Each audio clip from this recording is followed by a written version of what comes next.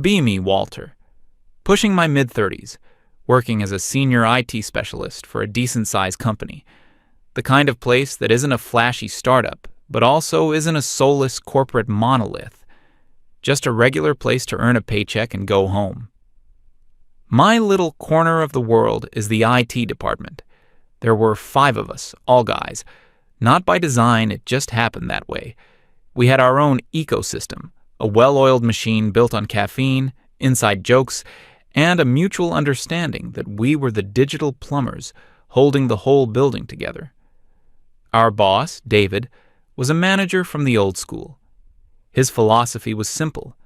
If the network is up and the help desk tickets are closing, he doesn't need to know the details. He left us alone, and we delivered. It was a perfect arrangement. The atmosphere was relaxed. We'd talk about everything from new graphics cards to weekend DIY projects. If someone was stuck on a complex problem, 2 or 3 of us would huddle around their desk, throwing ideas around until we cracked it. No need for a formal meeting, no need to schedule a brainstorming session. Just pure, efficient collaboration. We ate lunch together most days, not because we had to, but because we wanted to. It was our time to decompress, to complain about the latest terrible software update corporate forced on us, or just talk about a movie we saw. It was comfortable. It was a brotherhood, of a sort. We worked hard, we respected each other, and there was zero drama. It was the kind of work environment people say they want. And then she arrived. I remember it was a Monday, probably late spring because the air conditioning was just starting to fight a losing battle with the sun. David called us into the small conference room. Standing next to him was a woman, maybe a few years younger than me. Her name was Nicole. David announced she was the new marketing manager, hired to bridge the gap between their creative vision and our technical execution. Corporate buzzwords that meant we were about to get a lot more work. My first impression of Nicole was severe. Everything was sharp angles. Her suit, her haircut, the way she held her tablet like a shield. She didn't smile, just gave a single curt nod to the room. We all did the awkward round of introductions. When it was my turn, I just said, "Walter, IT. If it has a plug, I'm probably the guy to call." It's my standard line. Usually gets a small chuckle. From Nicole, I got nothing. Just a blank, analytical stare. The first red flag appeared less than an hour later. One of my colleagues, a junior guy who is brilliant with databases, was trying to explain to her why her request for real-time petabyte-scale analytics for a simple banner ad was, to put it mildly, not feasible with our current infrastructure. He was being incredibly patient, using analogies about water pipes and reservoirs to make the concept of bandwidth and processing power easy to grasp. He was genuinely trying to be helpful. Halfway through his explanation, she held up a hand. The gesture was so sharp and sudden, he actually stopped talking mid-sentence. She told him that she had a degree and understood the basic principles of data flow, so she didn't need him to mansplain it to her. The word just hung in the air. The room went completely silent. You could feel the air pressure change. The kid just blinked, his face turning a little red. He mumbled an apology and retreated to his side of the table. The rest of the meeting was cold and formal. The easy collaborative energy we had just minutes before was gone, replaced by a tense, cautious formality. We all saw it. It wasn't about the technical explanation. It was a power play. She was drawing a line in the sand on her very first day. After the meeting, we shuffled back to our desks. No one said anything for a while. The silence was louder than our usual background chatter. That first incident set the tone for the weeks to come. Nicole was hyper-aware of workplace dynamics, but only through a very specific lens. Every interaction seemed to be scanned and analyzed for any hint of what she considered toxic masculinity. One time, one of the guys greeted a group of us, including her, with a casual, "Hey guys, morning." Later that day, we all received a department-wide email from her with a link to an article about gender-neutral language in the workplace. She didn't name him, but everyone knew who and what it was about. The guy who sent the email felt terrible, even though he hadn't done anything wrong. He was just being friendly. After that, our language became stilted and careful whenever she was around. The easy banter disappeared. The jokes stopped. We started communicating with her more and more through email, even when she was sitting 20 feet away. It was just safer. An email leaves a paper trail, and your words can't be misconstrued in the same way. She seemed to prefer it that way, too. Her interactions were always transactional. She needed something. We provided it. No pleasantries, no small talk. The department became two separate worlds. There was the world of the five of us, where we could still be ourselves, and then there was the world when Nicole was present. We were walking on eggshells, constantly afraid that an off-the-cuff remark or a simple gesture of help would be misinterpreted and weaponized. This brings me to the incident, the one that changed everything. It was a few weeks after she started. Nicole was spearheading a huge new digital campaign. It was her baby, the project that was supposed to prove her value to the company. A big part of it involved a custom analytics dashboard that our team had built. It was a powerful tool, but it had its quirks. It was resource-intensive and pulled data from a server that was notoriously unstable under heavy load. We all knew the workarounds. There were certain scripts you had to run in a specific order. Certain times of day you avoided running big queries. It was tribal knowledge, the kind of stuff you learn from experience, not from a manual. I was walking back from the coffee machine when I saw her at her desk, looking increasingly frustrated. She was clicking furiously, her jaw tight. I glanced at her screen and immediately saw the problem. She was trying to pull a massive data set from the analytics server, but she was doing it in a way that was almost guaranteed to cause it to time out. She was essentially trying to fit a fire hose of data through a garden hose. I saw her let out a frustrated sigh and lean back in her chair, staring at the frozen progress bar. My first instinct, the instinct of any IT guy who has been doing this for over a decade, was to help. It wasn't about her. It was about the problem, a problem I knew how to solve. My brain calculated the variables. Her project was important for the company. Her being stuck was inefficient. I had a solution that would take me 2 minutes to explain and would save her hours of frustration. The logical, professional, and even decent thing to do was to offer assistance. So, I walked over. I kept a respectable distance from her desk, didn't want to seem like I was crowding her. I started off friendly and non-confrontational. I said something like, "Hey Nicole, looks like you're having a fight with the analytics server." She turned to look at me, her expression unreadable. I continued, pointing vaguely at her screen. "That's a common issue. The server chokes if you try to pull that much data at once. There's a much faster way to do it by caching the query first. I can show you the command if you'd like." I was just trying to be helpful. That's it. It's my job to make the tech work for people. She stared at me for a few seconds, her eyes narrowing slightly. Then, in a voice that was perfectly calm, but dripping with ice, she spoke. She said that she was perfectly capable of doing her own job. She told me that she had not requested my assistance, and that my unsolicited offer to show her how to do something was condescending. She finished by saying that my standing over her shoulder was disrupting her workflow, and she would appreciate it if I returned to my own desk. I was stunned. It was like I'd offered a drowning person a life raft, and they had accused me of trying to steal their water. I could feel my face get hot. All I could do was raise my hands in a don't shoot gesture and say, "All right, no problem." I turned around and walked back to my desk, feeling the eyes of my 4 colleagues on my back. They had heard the whole thing.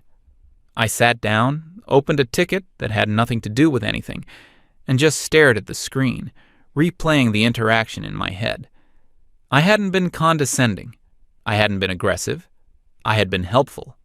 And I had been treated like I was some kind of villain for it. I decided right then and there, fine, never again. I would not offer Nicole help ever again unless she submitted a formal, written request through the proper channels. If she wanted to spend the next 3 hours wrestling with that server, that was her choice.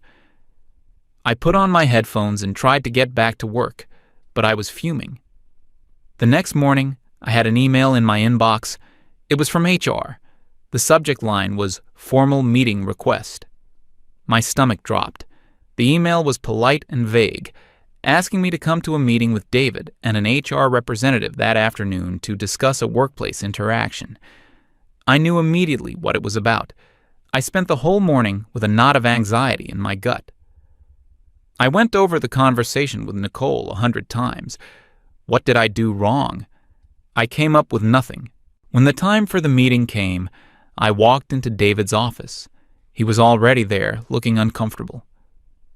The HR rep, a woman I'd only ever seen at company-wide presentations, sat next to him, holding a notepad. They asked me to sit down. The HR rep started by saying that a formal complaint had been filed by Nicole. She said Nicole had reported an incident where I had approached her desk, uninvited, and engaged in behavior that she felt was an attempt to undermine her authority and competence. The HR rep used specific words: microaggression, unsolicited criticism, creating a hostile environment. I was speechless. I tried to explain my side of the story. I explained that the server was tricky, that I saw she was stuck, and that my only intention was to help a colleague and solve a technical problem. I said I was just trying to be efficient and collaborative. The HR rep listened patiently, nodding. When I was finished, she looked at me and said that while my intentions may have been good, the impact of my actions was what mattered. She said that in the modern workplace, it was crucial to respect boundaries, and that offering help where it wasn't requested could be perceived as questioning a colleague's skills. David, my boss, just sat there, avoiding my gaze. He didn't defend me. He didn't offer any context about how our department normally operates. He just nodded along with HR. The meeting ended with me receiving a formal verbal warning that would be noted in my employee file. They told me to ensure all my future interactions with Nicole were strictly professional. I walked out of that office feeling like I'd been punched in the gut. It wasn't just about the warning. It was the complete and total invalidation of my character. I had spent my entire career being the helpful go-to guy, and now I was being officially reprimanded for it. The system, the very corporate structure that was supposed to be impartial, had taken her side without any real investigation. Her feelings trumped my intentions. Her perception became the official reality. I went back to my desk and sat there for a long time, not doing anything. My colleagues could tell from my face that it had gone badly. After work, we all went to a nearby bar. I told them everything: the complaint, the meeting, the corporate buzzwords, the verbal warning. As they listened, I saw their expressions change from sympathy to anger. They were angry for me, but they were also angry for themselves. They realized that what happened to me could have just as easily happened to any one of them. Any one of them could have tried to help. Any one of them could have been the subject of a complaint. It was a sobering realization. The comfortable, collaborative environment we had was an illusion. It was fragile, and it could be shattered by a single person who knew how to manipulate the system. We sat there for a while, just thinking. We knew we couldn't go on like this. Walking on eggshells wasn't a sustainable way to work. We had to protect ourselves. And that's when we came up with the new plan. It wasn't a plan for revenge. It was a plan for survival. The plan was simple, deceptively simple. It wasn't born out of malice, but out of a need for self-preservation. We called it the professionalism protocol. The core idea was this: Nicole wanted a purely professional, boundaries-obsessed, by-the-book work environment. So that's exactly what we were going to give her. We would follow the corporate rulebook to the letter. Malicious compliance in its purest form. No more casual conversations. No more friendly, unsolicited advice. No more 5-minute favors at our desks. Every single interaction with Nicole would be documented. If she needed something, no matter how small, she had to submit a formal IT ticket with a clear, detailed description of the problem. If she had a question, she had to send an email. No more stopping by our desks for a quick chat. We would be polite. We would be professional. We would be completely and utterly unhelpful in any way that wasn't explicitly required by our job descriptions. The tribal knowledge, the little tricks and shortcuts that kept the department running smoothly, that was now a members-only benefit. We sealed the pact over a second round of beers. There was no triumphant cheering. It felt more like a grim necessity, like boarding up the windows before a hurricane. The next day, the change was immediate. The air in the office was different, colder. Nicole came in, and as she walked past our desks, we all just gave her a polite, professional nod. No good mornings, no friendly greetings, just a nod. She didn't seem to notice at first, or if she did, she didn't show it. The first test came around mid-morning. She walked over to the desk of one of my colleagues, the database guy she had accused of mansplaining on her first day. She started asking him a question about some sales figures. He let her finish, then looked up from his screen with a perfectly neutral expression. He told her that it was a great question, and to ensure it was properly tracked and prioritized, she should submit it through the official help desk portal. She just stood there for a moment, blinking.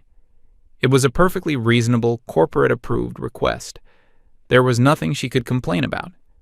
She looked a little annoyed, but she turned around without a word and went back to her desk.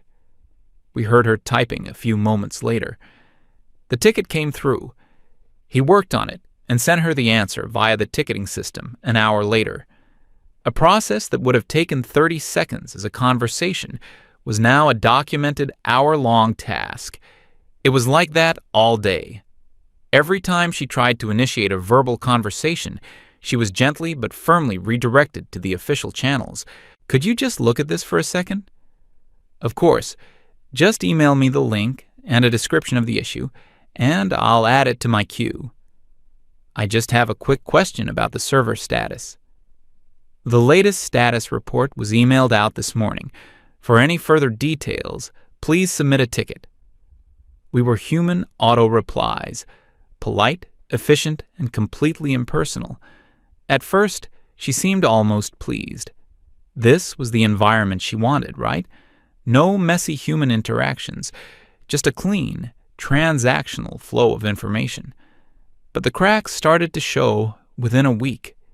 She didn't realize how much she had relied on the informal flow of information. She was no longer privy to the little conversations that saved hours of work. For instance, we'd often give each other a heads up like, "Hey, I'm about to run a massive update on the main server. It's going to be slow for the next hour." Now, she received no such warning. Her reports would run inexplicably slowly, and she'd submit a ticket complaining about performance. We would then reply truthfully that maintenance was being performed as scheduled and that the slowdown was expected. She was always one step behind because she was no longer part of the conversation. The project that had caused all the trouble in the first place, her big digital campaign, began to suffer the most. She would submit tickets with her requirements. We would fulfill them, exactly as written. We were no longer applying our experience or intuition to her requests. If we saw a potential problem or a flaw in her logic, we said nothing. That wasn't our job. Our job was to complete the ticket. She requested a data export in a specific format. We provided it. We knew that format was incompatible with the new marketing software she was using, but she didn't ask about compatibility. She asked for a format. She got it. A few days later, a frantic ticket would arrive saying the data was corrupted. We would then investigate and reply that the data was not corrupted. It was simply in the format she had requested, which was, as per the software's documentation, not a supported format. She was losing days of work to problems that a simple 5-minute conversation could have prevented. The isolation began to take a visible toll. She used to seem so confident, so in control. Now, there was a constant tension in her posture. She started staying later, her desk lamp the only one on in our section of the office. She'd sit there, surrounded by the silent, dark desks of the IT department, completely alone. The rest of us continued our routines. We'd still talk, still joke, still help each other out. But the moment she approached, the conversation would die. It wasn't even intentional. After a while, it became a reflex. The atmosphere would just change. We'd switch to professional mode. The breaking point came about a month into the new regime. It was the day of the big campaign launch. Her project, her moment to shine. It was a complete disaster. The website integration failed. The analytics dashboard she was supposed to present to the VPs was showing garbled data. The whole thing was dead on arrival. The reason was a cascade of small technical errors. An API key had been updated. A server path had been changed. A database schema had been tweaked. These were all things that had been communicated within our team through casual chats and emails. We all knew about them. We had all adjusted our own work accordingly. But Nicole was not on those email chains. She was not part of those conversations. She had built her entire project on a foundation of outdated information because she had cut herself off from the source. The fallout was immediate. David called an emergency meeting. Us, Nicole, and a couple of VPs who looked furious. Nicole was on the verge of tears. She was trying to explain what happened, but it was all just a jumble of technical terms she barely understood. Then, she turned and pointed a shaking finger at our team. She said we had sabotaged her. She claimed we had deliberately withheld critical information to make her fail. She said we had created a hostile, exclusionary environment where she couldn't do her job. The VPs looked at us, their expressions grim. David, our boss, finally spoke up. He looked cornered. He turned to me and asked, "Walter, what's your response to this?" I took a deep breath. This was it, the moment of truth. I looked directly at the VPs, then at David. I explained in a calm and measured voice that our team had followed all company protocols for communication and project management. I stated that all of our work was documented in the ticketing system. Then the HR rep from my meeting, who had been called in, asked the crucial questions. "Did you at any point refuse to complete a task requested by Nicole?" I replied, "No. We completed every ticket she submitted." "Did anyone on your team use unprofessional language or behave rudely towards her?" "No. In fact, following a prior HR complaint, we made it a strict policy to limit our interactions with Miss Nicole to formal, documented channels to avoid any possibility of miscommunication." I let that last part hang in the air. I saw the HR rep's eyes flicker with recognition. She remembered my verbal warning. The narrative flipped. This wasn't a story about a team of men bullying a female colleague. This was a story about a team that had been so terrified of a frivolous HR complaint that they had retreated into a shell of pure, unassailable professionalism. We hadn't been hostile. We had been obedient. We had followed their rules. We had respected her boundaries. We had done exactly what they told me to do. And this was the result. David, seeing his chance to deflect blame, chimed in. He confirmed that our department's ticket response times were excellent and that he had reviewed our communications and found them to be nothing but professional. He looked at Nicole and said, "Nicole, it seems the IT team did their job. You requested a purely formal working relationship, and that's what they gave you. I can't force them to be your friends." The silence in that room was crushing. Nicole just sat there, her face pale. She had been so sure that the system would protect her, that her narrative of being a victim would win the day. But we had used the system's own logic against her. We hadn't broken a single rule. She had built her own prison, and we had simply handed her the key.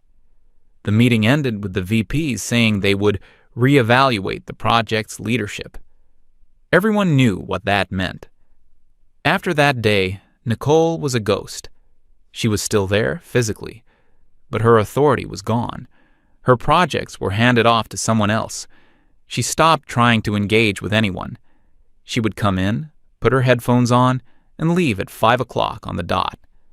There was no grand apology, no moment of realization where she admitted she was wrong.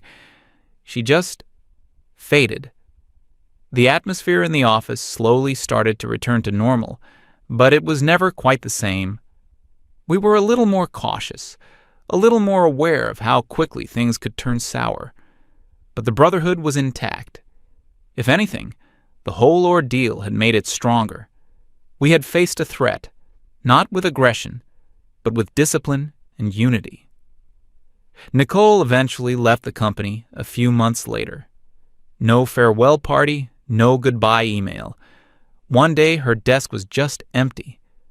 I sometimes wonder if she ever understood what happened. She probably tells people she was driven out of a toxic, male-dominated tech department, and in a way she'd be right. She found the environment toxic, but she was the one who brought the poison. All we did was let her drink it.